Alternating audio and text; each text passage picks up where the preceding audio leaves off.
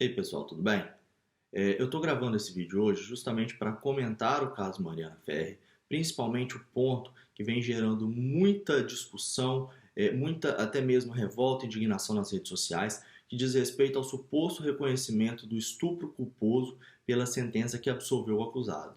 Veja, o intuito desse vídeo não é tecer maiores comentários acerca do mérito do caso, ou seja, não é dizer se a sentença que absolveu o acusado foi ou não a medida de justiça para o caso, até mesmo porque não tive acesso à íntegra do processo, de forma que não conheço todas as provas que foram produzidas, portanto seria impossível emitir qualquer juízo aqui de opinião com relação ao mérito da questão em si, tendo em vista que somente tive acesso às alegações finais ministeriais, bem como à sentença.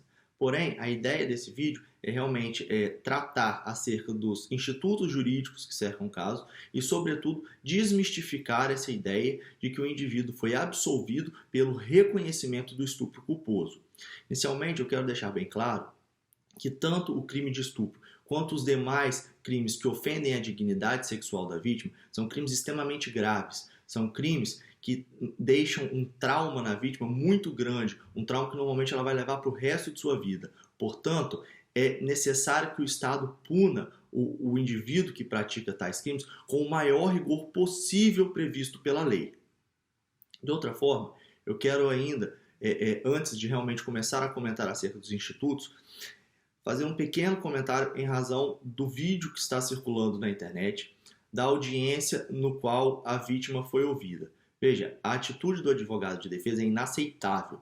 A forma como o advogado ofende pessoalmente a vítima, ele tenta desqualificar a vítima, tais atitudes, elas não são em nada compatíveis com o princípio constitucional da ampla defesa. Houve ali um nítido excesso por parte do advogado de defesa. Agora, realmente adentrando no ponto que vem sendo alvo de muita polêmica e indignação nas redes sociais, que diz respeito ao suposto reconhecimento da figura do estupro culposo, é importante que se diga que a sentença, em momento algum, ela diz que houve estupro culposo ou sequer menciona a figura do estupro culposo, até mesmo porque essa figura não existe no ordenamento jurídico brasileiro. Veja, a sentença ela absolve com base na ausência de provas de que a vítima ela estava impossibilitada de oferecer resistência no momento em que os fatos ocorreram, assim como na ausência de provas no que concerne ao discernimento da vítima para a prática do ato, ou a ausência de discernimento da vítima no momento em que os fatos ocorreram para a prática do ato. Então, a sentença ela se fundamenta justamente no princípio do indúbio pro réu, ou seja, na dúvida se absolve o réu. O ponto que pode ter ensejado dúvida por parte dos veículos de comunicação, dos veículos de imprensa, e ter levado a essa crença de que houve o reconhecimento do estupro culposo, diz respeito ao instituto do erro de tipo incriminador ou erro de tipo essencial previsto pelo artigo 20 do Código Penal. O promotor, em suas alegações finais, sustenta a ocorrência dessa figura do erro de tipo e o juiz, o magistrado, em sua sentença, apesar de não pautar a absolvição no reconhecimento do erro de tipo, ele passa pelo instituto em sua fundamentação.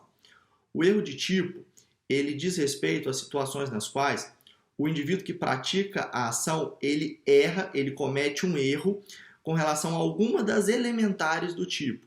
Veja, um dos elementos do dolo é o conhecimento, é o elemento cognitivo. Portanto, se o indivíduo que pratica a ação, ele não possui o elemento cognitivo, ele não possui o conhecimento acerca de todas as elementares do tipo, ele não é possível atribuir à conduta dele o dolo de praticar a ação. Quando analisamos o crime de estupro de vulnerável previsto no artigo 217-A, nós temos que as elementares do tipo são manter conjunção carnal ou outro ato libidinoso, e no caso do CAPT, com o indivíduo menor de 14 anos. No caso do parágrafo 1º, retira-se a questão da idade e coloca-se pessoa que, por enfermidade ou deficiência mental, não possui o necessário discernimento para a prática do ato ou que, por qualquer outra razão, encontra-se impossibilitado de oferecer resistência. Dessa forma, se o indivíduo que pratica a conduta, que pratica a ação, ele não tem o necessário conhecimento, ou seja, falta ali o elemento cognitivo, e ele não sabe, ele não conhece alguma das elementares, por exemplo, ele não sabe que naquela situação específica a vítima estava impossibilitada de oferecer resistência, seja porque na situação fática a vítima não demonstrava isso, ou porque realmente era impossível naquele contexto identificar que a vítima realmente estava impossibilitada de oferecer resistência, ele incorre em erro com relação a uma das elementares do tipo. E aí, quando se tem a figura do erro de tipo incriminador ou essencial, ele pode ocorrer de duas formas. Se for invencível, ou seja, o erro ele não deriva de culpa do agente, afasta-se tanto o dolo quanto a culpa e o fato é considerado atípico por ausência do elemento subjetivo.